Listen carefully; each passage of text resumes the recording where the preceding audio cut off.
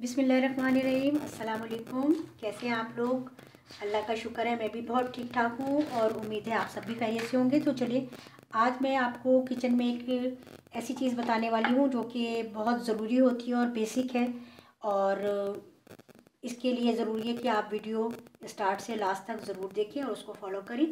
और हो सकता है बाज़ लोग ये कहें कि ये तो काम ऐसे हैं कि ये तो सबको आते हैं, लेकिन नहीं, कुछ को आते ज़रूर हैं, लेकिन अभी जो नई बच्चियां खाने पकाने में अभी आई हैं और जो ससुराल जाने वाली हैं, उन लोगों को ज़ाहिर है उन बच्चियों को काम ऐसे नहीं आते, तो उनके लिए बहुत ज़रूरी है कि वो ऐसे काम सीखें।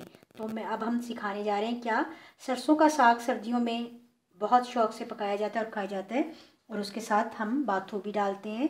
सरसों का साग और बाथू का बहुत कम्बिनेशन है। इसके अलावा बाज़ लोग पालक और मेथी भी ऐड कर लेते हैं, लेकिन इसके लिए पकाने से पहले हम सरसों का साग किस तरह बनाएं ये हमें जानना बहुत ज़रूरी है।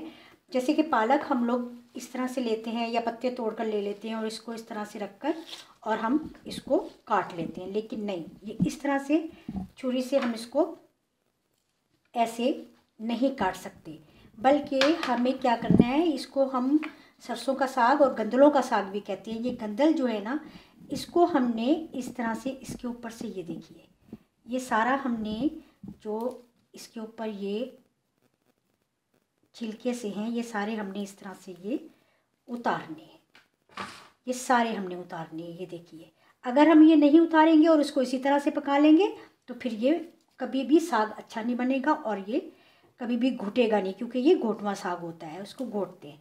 तो ये देखिए, ये बिल्कुल अब साफ डंडी हो गई है। इस तरह से हमने सारी ये बनाते जाना है।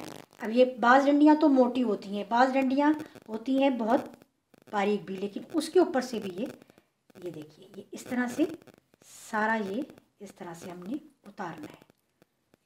ये देखिए, ये देखिए, ये देख रहे हैं आप लोग, ये अगर हम इसके साथ पका लेंगे तो साग सही नहीं पकेगा और ये बीच में आएंगे और फिर कोई टेस्ट नहीं बनेगा। ये देखिए, इस तरह से ये सारा हमने उतार लिया है। ये देखिए, कोई बात नहीं, इस तरह से पत्ता आ गया है बीच में।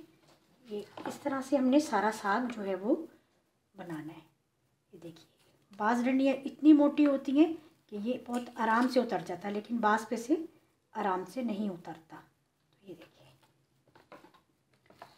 इसी तरह से अब हम ये सारा साग, हमने जब भी साग बनाना है इस तरीके से पहले साग को साफ़ करना है, फिर साग को हमने काट लेना है। ये देखिए, तो मैं आपको दिखाऊंगा। ये देखिए, ये कितना, ये सारा जो है ये साग को हमने साफ़ करके ये उतारा है और ये साफ़ हुआ हुआ साग है। अब हमने क्या करना है कि साग को हमने इस तरह से इकट्ठा करना है यूँ, और ये देखिए, अभी मैंने थोड़ा सा ये इसलिए लिया है कि मैं आपको अच्छी तरह से समझा सकूं। तो ये हमने इस तरह से इसमें रखना है और फिर हमने इसको, अगर तो आपने इसको ग्राइंड करना है तो आप इसको बारीक ना काटे, मोटा मोटा काट के बॉईल कर लें, लेकिन अगर आपने इसको ग्राइंड नहीं करना और घोटने से घोटना है तो फिर आप इसको बारीक बारीक काटें। ये गंदले बिल्कुल भी फेंकते नहीं हैं, बल्कि इनको साफ़ करके और इस तरह से इनकी साग की कटिंग कर लेते हैं।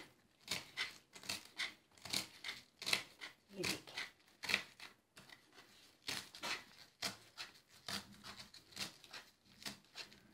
साथ में आप ये फूल भी काट लें, पीले फूल जो होते हैं सरसों के साग में।